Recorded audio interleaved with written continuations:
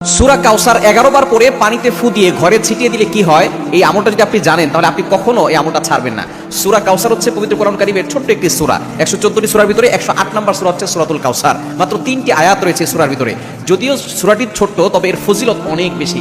আপনি যদি সূরা কাউসার 11 বার পড়তে পারেন, কিভাবে আমল করবেন আমি বলে দিব, তবে কি কি উপকার পাবেন সেটা আমি বলে দিচ্ছি। নাম্বার 1, এক নম্বর হচ্ছে এই আমলটা করার মাধ্যমে আল্লাহ তাআলা আপনার ঘরের সকল অভাব দূর করে দিবেন। দ্বিতীয় নম্বর হচ্ছে আল্লাহ পাক রব্বুল আলামিন আপনার ঘরের ভিতরে বরকত দান করবেন। এবং 3 নম্বর হচ্ছে দুশমন থেকে আল্লাহ তাআলা আপনাকে মুক্তির ব্যবস্থা করে দিবেন। এবং 4 নম্বর হচ্ছে আপনার জানমাল নিরাপত্তার ব্যবস্থা করবেন আল্লাহ তাআলা। এবং 5 নম্বর হচ্ছে হাউজে কাউসারের পানি আল্লাহ তাআলা আপনাকে দান করবেন।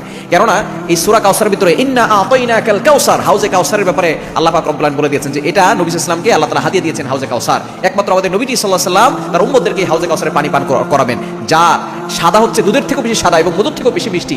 একবার যে পান করবে 500 বছর ধরে তার কোনো পানি তৃষ্ণা লাগবে না। এটা আপনি কিভাবে আমল করবেন? এই আমলটা হচ্ছে আপনি প্রথমে ওযু করে আপনি 3 বার দুরূদ শরীফ পড়বেন। এরপরে হচ্ছে আপনি সূরা কাউসার 11 বার পড়বেন। শেষে আবার 3 বার দুরূদ শরীফ পড়বেন, পরে আপনি পানিতে ফু দিয়ে ওই পানিটা খাবেন। দেখবেন আল্লাহ পাক রব্বুল আলামিন আপনাকে সুস্থ করবেন এবং ঘরের চারকোনা ছিটিয়ে দিবেন। ওই ঘরের ভিতরে অভাব থাকবে না, ঘরের ভিতরে অভাব দূর হয়ে যাবে,